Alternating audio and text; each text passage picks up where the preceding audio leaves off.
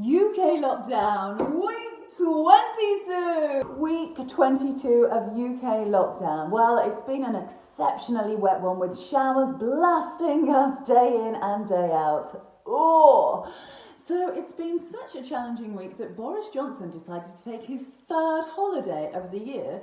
Most of us have been sat at home sogging it out in the showers, wondering when the furlough is going to end and wondering if we're going to retain our jobs for the future. Still, it's nice to know that Boris has got his mind on brighter events. This week, of course, saw the grade fiasco rumble on further. Last week, it was the A-levels and the Scottish Highers. This week, GCSE students all around the country received their exam results. Of course, no exams were sat. Woo! In what can only be described as the most dramatically disruptive year for students all around the country, it's surprising that this year's GCSE results Are the highest that they've ever been. Of course, this deluge of upmarking has put pressure on universities and sixth form colleges around the UK because now there are too many students achieving great grades to get into those universities and colleges which simply don't have the places. Oh, sir! The government has said it will honour all university and college places either this year or next year. So why not take a gap year, darlings? I mean, you could go off travelling, or you could go and get some work experience somewhere.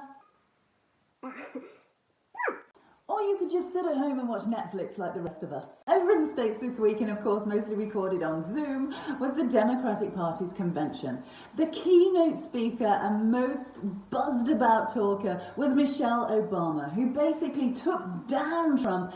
You are fake news. And said that he wasn't capable of running the country and had proven in the 4 years so far that he was in charge, that he was not up to handling the job. And instead of healing the nation, he found ways to just become more divisive and divide the population. Yes, I have. And that Americans should vote for Joe Biden as though their life depended on it. I don't think I'm going to be doing it. If only Michelle would run for president. Now, through this pandemic crisis, we have all relied on the information provided to us by Public Health England, who have been there like a rock, steering us through and advising us to Wash your hands! Wash your hands! Wash your hands! This week, Matt Hancock confirmed that Public Health England would be closing and he'd be replacing it with a new company called the National Institute for Health Protection, or to you and me, NIP. They'll be tasked with controlling infectious diseases and pandemic outbreaks. But weren't Public Health England already doing it? That, combined with a track and trace system, World beating! but who has such a proven track record that we can trust to run such a large umbrella organisation? There's only one name that springs to mind.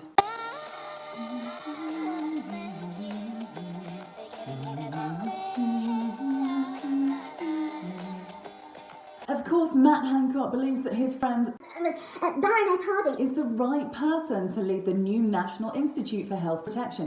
Why is she the right person for this job? Is she qualified for it? Yeah, absolutely. She's simply the best person who could be doing this job now. Darling, could you just scratch my back? Ooh, yeah, right there. Ooh, yeah, right there. Just scratch my back. Ooh, just a bit of back scratching, please. Of course, the Conservatives wouldn't be so blatant as to give all the jobs out to their friends and all the contracts out to their mates. Would they? Now, if you were wondering if Baroness Harding was the right woman for the job, well, let me just show you a little bit of her CV. She was the head of Talk Talk when there was a security breach and the company was fined £400,000. She was brought in to head up NHS improvement. She was then brought in to head up a world-beating track and trace system. And all this special prize. She's going to be given £10 billion to head up the new National Institute for Health Improvement. That's the bullseye. Nip, nip. Now don't worry, because if the saying goes, behind every good man there's a good woman, then behind this good woman there's a great man. Dido Harding's husband, Tory Minister John Penrose, heads up an institute which recommended the scrapping of the NHS and replaced by an insurance-based system instead. I'm sure there'll be no conflicts of interest in that maritable bed. This week there was more desperation to cross the UK Channel and to get onto UK soil.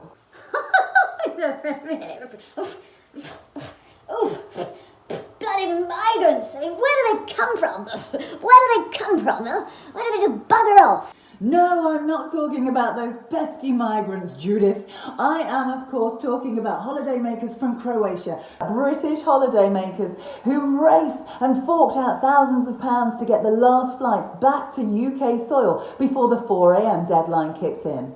It would appear that the list of countries where it's safe for Brits to go to on holiday seems to be shrinking by the day. And any holiday makers that are still willing to roll the roulette dice to take that holiday, Do so at their own peril. well, that was UK Lockdown Week 22. I've been Alex Carr. You've been awesome as always. I'm off to dry off. I will see you next week for Week 23, UK Lockdown.